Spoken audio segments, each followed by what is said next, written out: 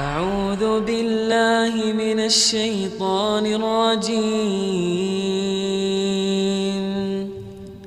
بسم الله الرحمن الرحيم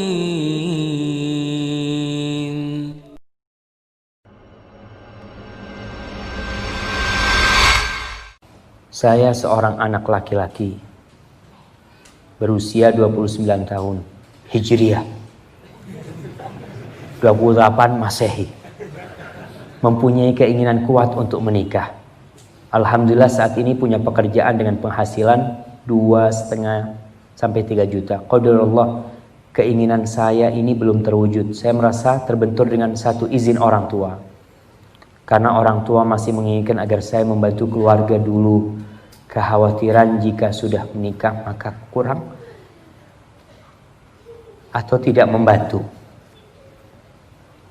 Ada kakak perempuan saya nomor 2 belum menikah dan sudah pernah dilewatin oleh yang nomor 3. Realita mengadakan acara pernikahan memerlukan biaya besar karena mengikuti pola keumuman. Sedangkan orang tua masih awam dengan walimah syar'i yang sederhana. Biaya itu pun saya tanggung sendiri. Mohon nasihat Ustaz dan motivasinya. Nah,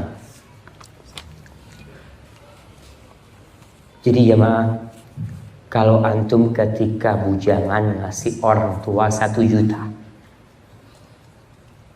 ketika antum menikah jangan dikurangi.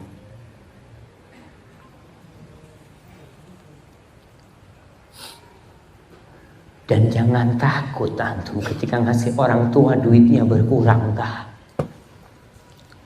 Ketika orang-orang bertanya kepada Rasul sallallahu alaihi wasallam, yas'alunaka madza yunfiqun. Mereka bertanya apa yang harusnya mereka infakkan, kepada siapa mereka menginfakkan. Qul ma anfaqtum min khairin falil walidain. Katakan kepada mereka Muhammad bahwa apa yang kalian infakkan dari harta itu, yang paling berhak mendapatkannya adalah kedua orang tua. Maka katakan kepada orang tua, ayah, ibu, aku nikah. Insya Allah, apa yang biasa aku berikan kepadamu, aku akan kasihkan kepadamu. Bagaimana dengan istri kita? Ingat, istri kita tuh bawa rezeki sendiri. Istri kita tuh gak makan rezeki kita. Jangan berpikir ketika kita menikah, istri kita tuh makan rezeki kita. Dan ana yakin 100%. Ketika ana nikah, subhanallah, ana nikah tuh utang. Mahasiswa kawin, gak punya duit. Tapi gimana, udah namanya anak muda, udah menggebu-gebu. Ngomong sama orang tua, mau zuat nih, tapi gak punya fulus. Kata Umi, ada fulus nih. Ternyata beberapa yang anak kasih disimpan sama Umi. Ini buat mahar, kata dia. Udah, tapi gimana gak ada mas-masannya buat istrimu? Anak punya HP, jual HP-nya. Jual HP. Bismillah nikah. Anak ke Medina dalam bawa utang, beban hutang. Subhanallah. Ketika anak bujangan, anak gak bisa beli mobil. Ketika anak menikah, anak bisa beli mobil di Medina. Rezekinya siapa? Rezekinya istri. Dan yang anak berikan kepada orang tua tetap gak berkurang. Kenapa? Karena istri kita, anak kita bawa rezeki sendiri. Jangan berpikir makan rezeki kita, enggak. Paling enggak kita udah alhamdulillah anak punya, bisa ngasih makan dia. Nanti selesainya Allah yang melanjutkan.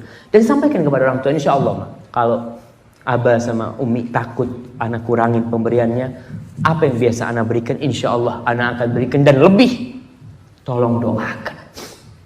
Kalau kita bisa melakukan itu, insya Allah orang tua ridha. Berkaitan dengan walimah, ya butuh pendekatan dengan orang tua kita. Ya. Tunjukkan kebaikan kita kepada orang tua. Masalah rezeki jangan takut. Masalah rezeki itu, innallaha huwar razzaq. Tiap pagi Nabi itu berdoa apa? Allahumma inni as'aluka ilman nafi'an wa rizqan thayyiban wa amalan mutaqabbala. Tiap hari antum baca.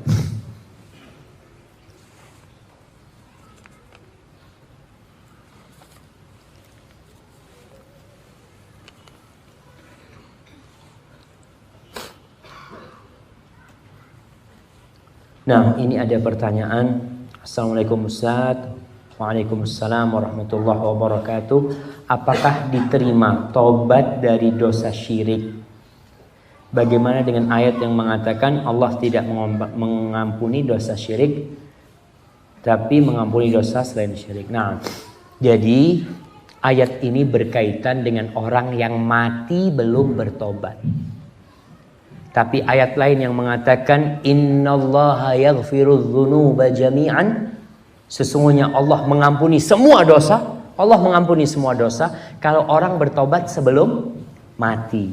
Tapi kalau ada orang mati bawa dosa syirik, tidak akan diampuni. Jadi maksudnya seperti itu. Wallahu a'lam bishawab.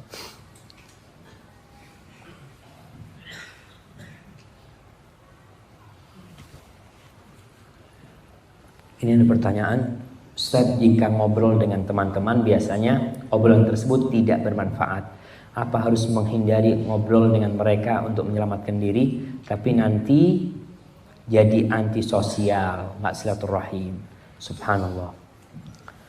Rasul sallallahu alaihi wasallam mengatakan, "Alladzi yukhalitun nas wa yasbir ala adahum khairun min alladzi la yukhalitun nas wa la yasbir ala adahum." Orang yang kumpul sama manusia, dia bergaul dengan manusia dan sabar menghadapi mereka, itu lebih baik daripada orang yang nggak bersosialisasi dengan masyarakat dan tidak bersabar menghadapi mereka.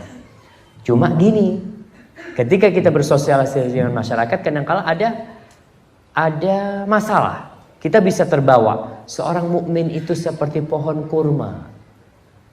Pohon kurma itu daunnya nggak pernah jatuh. Antum kalau lihat pohon kurma itu harus dipotong baru jatuh. Seorang mukmin kan nakhlah, kata Rasulullah SAW. Maka dia harus bisa mewarnai. Bagaimana dia bergaul dengan mereka? Duduk mereka. Ketika mereka ngobrolin tentang dunia ini itu, sedikit-sedikit masukin tentang agama. Ngobrol tentang perempuan. Ada cewek ini macam-macam. Subhanallah. Anak tadi itu habis kajian. Ada cewek yang kalau tersingkap betisnya, dunia ini akan terang benderang. Mas, dari mana cewek kayak gitu tuh? Tuh cewek yang nunggu kita di surga tuh kayak gitu. Subhanallah. Ini orang ini perlu diarahkan nih. Kalau enggak ngomongnya enggak benar. Tapi kita sedikit-sedikit ketika pas waktu sholat ya, selesai ngobrol nih, syuf, jangan berpisah dulu nih. Kata Nabi itu ada doa kafaratul majlis tuh.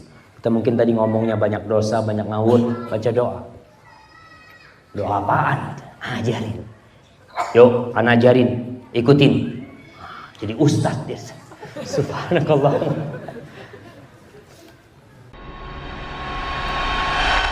A'udzu billahi minasy syaithanir rajim. Bismillahirrahmanirrahim.